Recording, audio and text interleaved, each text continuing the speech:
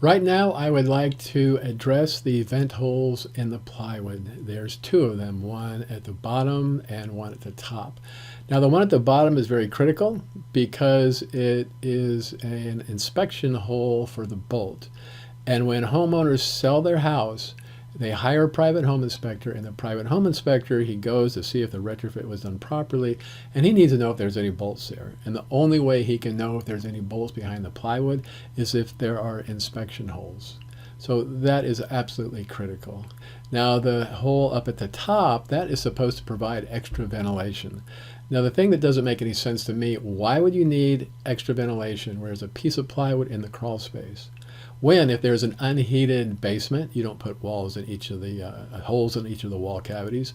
If in a garage, you don't put holes in all of the wall cavities. So it makes no sense to put here in a retrofit where these are pretty labor intensive. They don't go in easily. Very inconvenient to put in. So I would say that these, the upper one really isn't necessary, but the lower one is absolutely critical.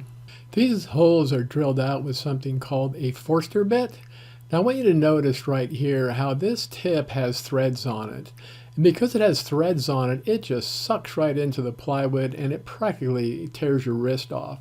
So I've actually tried to grind all the threads off of this so it would go in more easily, and it just simply doesn't work. So really should be looking at something besides these big holes, and use a spade bit. Contractors use spade bits all the time. They're real fast, they're real easy, and won't have all these safety concerns, and it'll make the job go a lot faster. So anyway, this is these holes. I really wouldn't take them too seriously, but I would put in the inspection hole, and I wouldn't worry so much about the ventilation. If someone can tell me why ventilation and why these two holes are important, I would like to know.